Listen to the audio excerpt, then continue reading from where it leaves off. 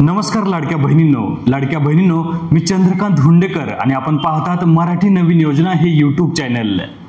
मुख्यमंत्री माझी लाडकी बहीण या योजनेअंतर्गत आता सर्वात मोठी अपडेट आलेली आहे। लाडक्या बहिणींनो, मुख्यमंत्री माझी लाडकी बहीण या योजनेतील पात्र लाभार्थ्यांची आता केवायसी होणार आहे। आतापर्यंत बऱ्याच समाज माध्यमांमध्ये सांगितलं जात होतं की ह्या लिंकवरती क्लिक करा, इथे क्लिक करा, अशी केवायसी करा, तशी केवायसी करा, म्हणून सर्व लाडक्या बहिणी खूप गोंधळामध्ये होत्या। पण काल 18 सप्टेंबर रोजी राज्य सरकारकडून एक GR प्रसिद्ध झालेला आहे। त्यामध्ये सविस्तर सांगितलेलं आहे की दरवर्षी आपल्याला केवायसी करावी लागेल। हा व्हिडिओ जर पुरुष मंडळी पाहत असतील तर त्यांनी सुद्धा हा व्हिडिओ पूर्ण पाहावे, कारण आता पुरुषाचा देखील तिथे आधार नंबर आणि OTP लागणार आहे। हा व्हिडिओ शेवटपर्यंत पहा, कारण या व्हिडिओमध्ये आपण सविस्तरपणे सांगणार आहोत की केवायसी कशी करायची आणि केवायसी करण्याची लास्ट तारीख देखील काय आहे। चला तर मग व्हिडिओला सुरुवात करूया आणि GR मध्ये नेमकं काय सांगितलेलं आहे ते सविस्तरपणे पाहूयात। मुख्यमंत्री माझी लाडकी बहीण या योजनेअंतर्गत पात्र लाभार्थी महिलांची पडताळणी आणि प्रमाणीकरण करण्यासाठी ई-केवायसी माध्यमातून आधार ऑथेंटिकेशन करण्यास मान्यता देण्याबाबतचा हा GR 18 सप्टेंबर 2025 रोजी प्रसिद्ध करण्यात आलेला आहे। राज्यातील महिलांच्या आर्थिक स्वातंत्र्यासाठी आणि त्यांच्या आरोग्य आणि पोषणात सुधारणा करण्यासाठी आणि कुटुंबातील त्यांची निर्णायक भूमिका मजबूत करण्यासाठी महाराष्ट्र राज्यात मुख्यमंत्री माझी लाडकी बहीण योजनेची प्रभावी अंमलबजावणी करण्यात येत आहे। महिला व बालविकास विभागाकडून सदर योजनेअंतर्गत पात्र लाभार्थी महिलांची पडताळणी आणि प्रमाणीकरण करण्यासाठी ई-केवायसी माध्यमातून आधार ऑथेंटिकेशन करण्यात येत आहे। राज्य सरकारकडून सांगण्यात येत आहे की आता ई-केवायसी साठी आपल्याला मान्यता मिळालेली आहे। त्या अनुषंगाने मुख्यमंत्री माझी लाडकी बहीण योजनेच्या वेब पोर्टलवर ई-केवायसीची सुविधा उपलब्ध करून देऊन सदर योजनेअंतर्गत पात्र लाभार्थी महिलांची पडताळणी आणि प्रमाणीकरण करण्यासाठी ई-केवायसी माध्यमातून आधार ऑथेंटिकेशन करण्याची बाब शासन विचाराधीन होती। पाहूयात शासन परिपत्रक मध्ये काय म्हटलेलं आहे। मुख्यमंत्री माझी लाडकी बहीण या योजनेअंतर्गत पात्र लाभार्थी महिलांची पडताळणी आणि प्रमाणीकरण करण्यासाठी ई-केवायसी माध्यमातून आधार ऑथेंटिकेशन करण्यास शासन मान्यता देण्यात येत आहे। म्हणजेच आता केवायसी करण्यासाठी शासनाकडून मान्यता आपल्याला मिळालेली आहे।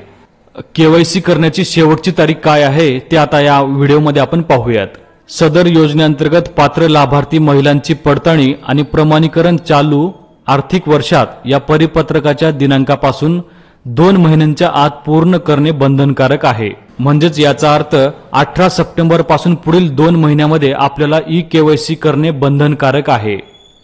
सदर कालावधीत ज्या लाभार्थ्यांनी आधार ऑथेंटिकेशन केले नाही ते पुढील कार्यवाहीस पात्र राहतील याची कृपया नोंद घ्यावी।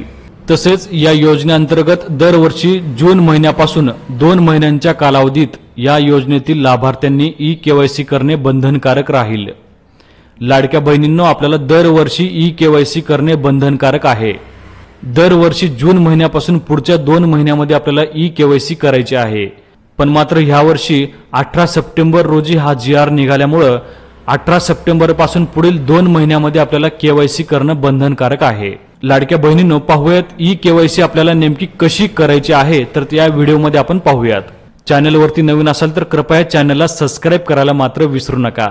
मुख्यमंत्री माझी लाडकी बहीण या योजनेच्या लाभार्थ्यांना प्रत्यक्षात ई-केवायसी बाबत करावयाच्या कार्यवाहीबाबतच्या माहितीचा फ्लो चार्ट म्हणजेच केवायसी कशी करायची याबाबतची माहिती इथे देण्यात आलेली आहे। लाभार्थ्यांनी www.ladkibahin.maharashtra.gov.in या वेबसाईटला भेट द्यायचा आहे। तिथे गेल्यानंतर आपल्याला ई-केवायसी बॅनरवरती क्लिक करायचं आहे। ई-केवायसीचा फॉर्म तिथे उघडेल। त्यानंतर लाभार्थ्यांनी स्वतःचा आधार क्रमांक तिथे टाकायचा आहे आणि कॅप्चा फिल करायचा आहे। कॅप्चा फिल केल्यानंतर सेंड OTP ह्या बटनावरती आपल्याला क्लिक करायचं आहे। सेंड OTP ह्या बटनावरती क्लिक केल्यानंतर आपले ई-केवायसी आधी पूर्ण झालेली आहे का नाही हे तपासलं जाईल। जर तुमची ई-केवायसी पूर्वी झालेली असेल तर ई-केवायसी आधीच पूर्ण झालेली आहे असा संदेश तिथे प्राप्त होईल।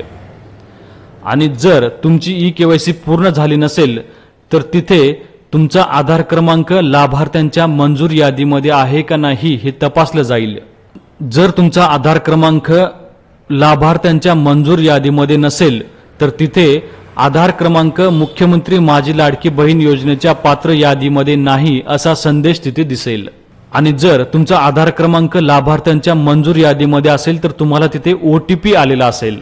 तुमच्या आधार कार्डला लिंक असलेल्या मोबाईलवरती OTP आलेला तो OTP घेऊन तिथे OTP टाकून सबमिट बटनावरती आपल्याला क्लिक करायचं आहे।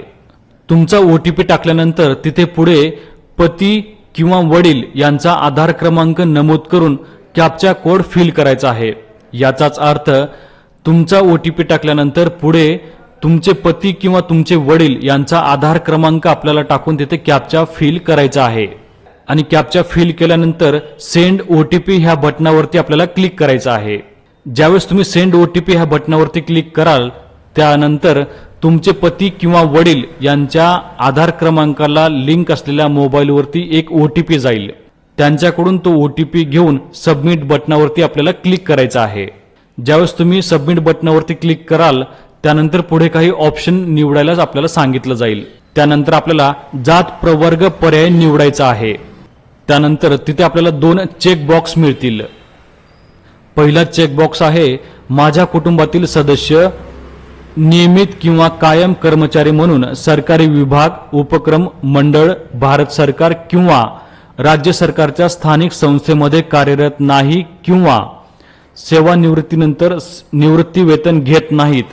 यामध्ये होय किंवा नाही असं आपल्याला सिलेक्ट करायचं आहे।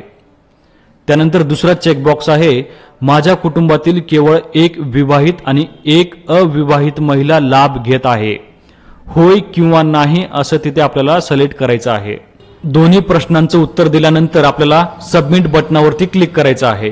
सबमिट बटनावरती क्लिक केल्यानंतर सक्सेस तुमची eKYC पडताळणी यशस्वीरित्या पूर्ण झाली आहे असा संदेश तिथे येईल।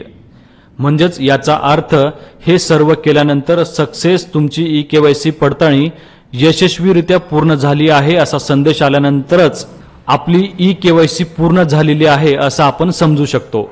तर लाडक्या बहिणींनो लक्षात ठेवा, तुमचा आधार क्रमांक टाकायचा आहे। तुमच्या आधाराला लिंक असलेल्या मोबाईलवरती एक OTP जाईल। त्याच्यानंतर तुमचे पती किंवा तुमचे वडील यांचा देखील आधार क्रमांक टाकून त्यांच्या आधार क्रमांकाला लिंक असलेल्या मोबाईलवरती देखील OTP जाणार आहे। तुमचा OTP आणि तुमचे पती किंवा वडील यांचा देखील OTP आपल्याला तिथे टाकूनच आपल्याला KYC पूर्ण करायची आहे। आपल्या चॅनलवरती आपण अचूक माहिती आणि कमीत कमी शब्दात मांडण्याचा प्रयत्न करत आहोत। हा व्हिडिओ जर आपल्याला आवडला असेल तर नक्कीच आपल्या चॅनलला सबस्क्राइब करा।